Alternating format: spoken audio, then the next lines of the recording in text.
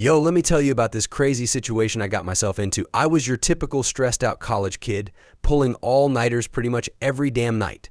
Anxiety kept me up tossing and turning until the sun came up. One night, I was up way too late trying to unscramble these stupidly complicated applications. I'm talking pages on pages of forms and essays. I groaned, slamming my laptop shut. Dude, I need help. That's when Russell, my uptight roommate, pokes his head in. What's your problem now? He was a couple years older and thought he was the house mom always on our case about chores and quiet hours. I bit my tongue. Okay, listen. I seriously need your expertise here if you can spare me some time.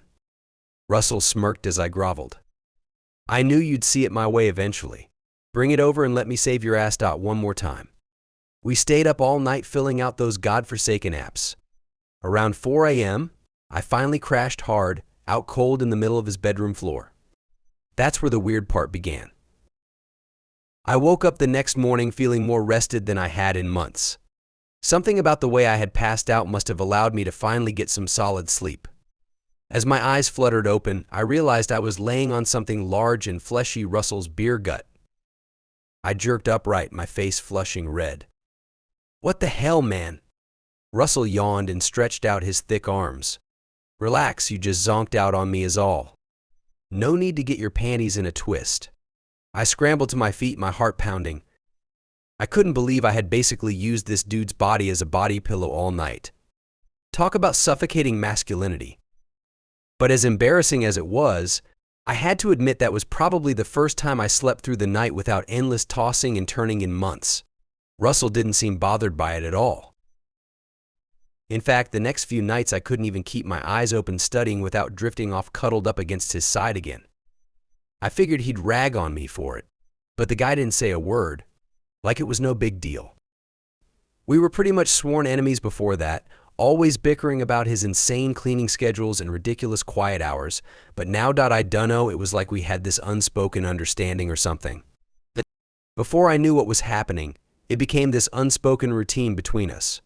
I'd come home from classes, dead tired and wired from caffeinated energy drinks. Russell would be camped out on the couch working on his laptop. Without saying a word, I'd plop down next to him and immediately melt into his side. His bulky arm would drape over me as I nestled into that nice cushy warmth. Damn, I can't front, the dude gave incredibly comforting bear hugs. At first, it was just napping together like that. But then the nights came. I'd be lying awake at 3 a.m., my mind racing with stress about grades, loans, my future, the whole 9 yards. I'd tiptoe into Russell's room and slide under the covers, molding myself against him. Russell never objected. If anything, he started initiating it too. Get over here, you look like a zombie, he'd mumble, patting the bed. I'd curl up with my back against his chest, letting his steady breathing lull me into a sense of peace. I'm not gonna lie, having another human's body pressure and warmth. It was like a tranquilizer for my out-of-control nerves. Between Russell's husky frame and those thick arms wrapped around me, it all just made me feel safe. Cozy, you know? Something I desperately needed in my constantly anxious state. At first, I thought it was just a platonic comfort thing, you know? Like it was purely about having another person's physical presence to calm me down and help me sleep. But soon, little innocent gestures started pushing it into grayer areas. Like one night, I woke up with Russell's hand casually resting on my chest, gently rising and falling with my breaths. Another time, I caught myself instinctively nuzzling my face into the nape of his neck and shoulder, inhaling his familiar scent. We started finding excuses to extend our cuddling beyond just sleeping. I'd be studying and Russell would plop down, draping his legs over my lap without a word. His fingers would absent-mindedly toy with the hair at the nape of my neck while he read over my shoulder. Or we'd binge stupid shows, him behind me with his arms looped around my waist, our bodies melted together. If you looked at us, you'd think we were just a couple of long-term partners living that domesticated life. My buddies started picking up on the vibes too. Dude, you two are weirdly codependent lately, Blake laughed one day, watching Russell massage my shoulders while we hung out. I played it off with a shrug, but truthfully, I couldn't even articulate what was happening myself. All I knew was that those little intimacies gradually became my security blanket, my lifeline to feeling balanced and okay. Russell's presence and touch soothed me in this crazy chemical way I'd never experienced before. like my body itself was starving for those affections. As our physical intimacy increased, I realized this had somehow evolved way beyond just finding comfort in a buddy's embrace. It was becoming an addiction, a craving I couldn't deny. Like in between classes, I'd spend every spare minute fantasizing about getting back home to Russell's arms, counting down the hours until we could be tangled up together again. His strong chest to rest against, his thick fingers carding through my hair, those low rumbling chuckles vibrating against me. Our whole vibe shifted from initially just seeking out physical affection to cultivating this profoundly intimate bond. We'd stay up until dawn sometimes, legs intertwined, drunkenly confessing our deepest insecurities and fears to each other, letting our guards down completely in a way I'd never experienced. Russell started integrating more sensual gestures too, languid caresses up and down my spine, tracing the curves of my face with calloused fingertips, planting the softest kisses along my hairline and temples in this nostalgic, almost worshipful way. I can't even front that stuff started turning me on more than I cared to admit. Not necessarily in an overtly sexual way, but like my body just ignited from his exploring touch alone. Separating emotional and physical needs became impossible. My whole world became hyper-focused on chasing that intoxicating high, that safe, forbidden warmth only he could provide. Drowning in the addictive affections of a man who I once couldn't stand to be around for more than 5 minutes. Just when I thought I couldn't get any more inseparable from Russell's loving energy, the universe decided to go hold my beer. COVID started ripping through campuses, forcing universities to shut down and send kids packing for home in a mad scramble. In a matter of days, my cozy little love nest with Russell got ripped to shreds. We had to split off to our family homes hundreds of miles apart on total lockdown, going cold turkey from the all-consuming intimacy we had immersed ourselves in for months. I'm not exaggerating when I say those first few nights alone nearly broke me. I laid awake staring at the ceiling, my body craving Russell's with an inexplicable intensity, like an amputee missing their phantom limb or some shit. My skin starved for his calloused caresses. My senses were dulled without his earthy musk surrounding me. Every molecule in my bones ached from the lack of his protective weight and body heat cocooning me. Rubbing my own arms didn't even begin to replicate the indescribable solace of being enveloped in his embrace. I tried substituting it with virtual whispers and fantasies during our nightly FaceTime calls. We'd confess how badly our souls yearned to be intertwined again, whispering affirmations of our profound, unexplainable bond only we understood. Sometimes one of us would break down, admitting through muffled sobs that the loneliness was becoming unbearable without each other's physical love. My life felt like a gaping void, like I'd been cracked open and had my essence drained away without Russell's energy to revive me each day and night. Having that all-encompassing intimacy ripped away cold turkey, it sent me into a soulful withdrawal I would have never imagined needing to endure.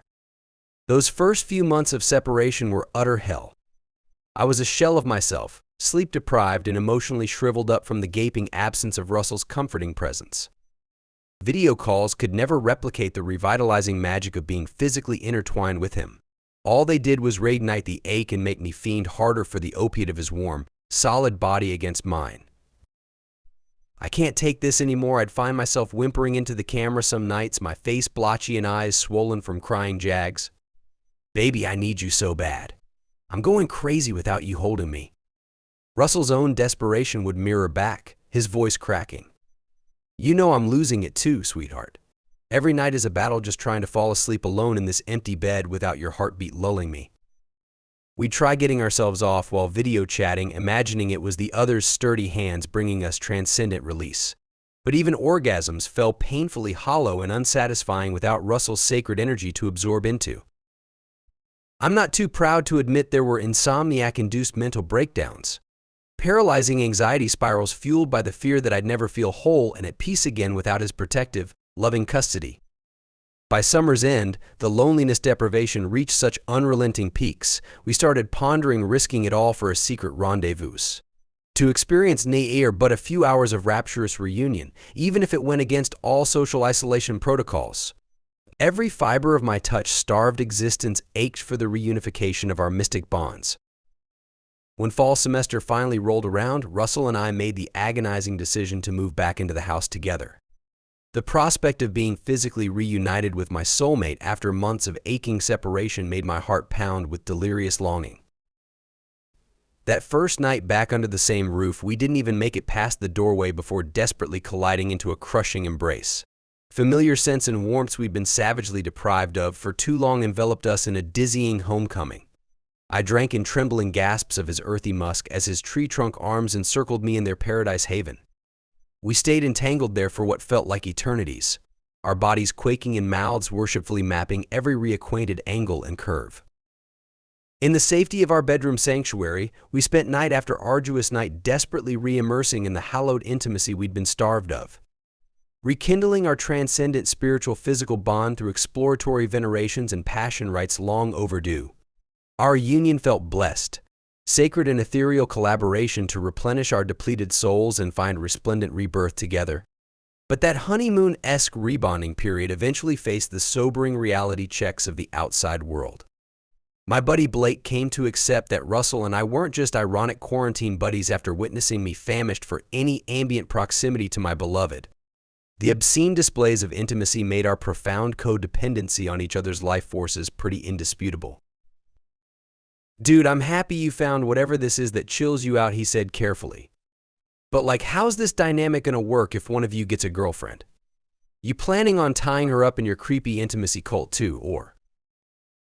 The intrusive question felt like a bucket of ice water.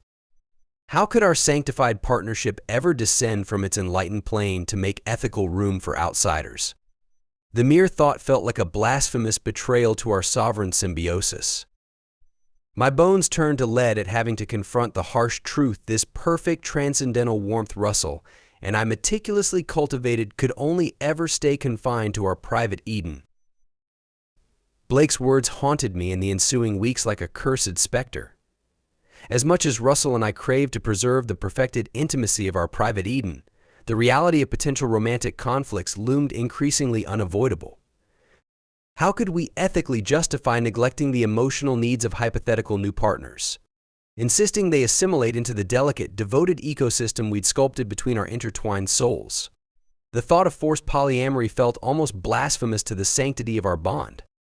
Yet the mere notion of being coerced to renounce the irreplaceable succor and belongingness I discovered through Russell's loving devotions turned my bones to hollow, aimless anguish. To lose the celestial attunement we divinely harmonized ourselves into felt akin touring out my very essence. We deliberated endlessly in the witching hours, my head resting over his eternal heartbeat as he cradled me against his consecrated chest. Entertaining every possible controversial accommodation to preserve our enlightened symbiosis while still abiding societal relationship boundaries.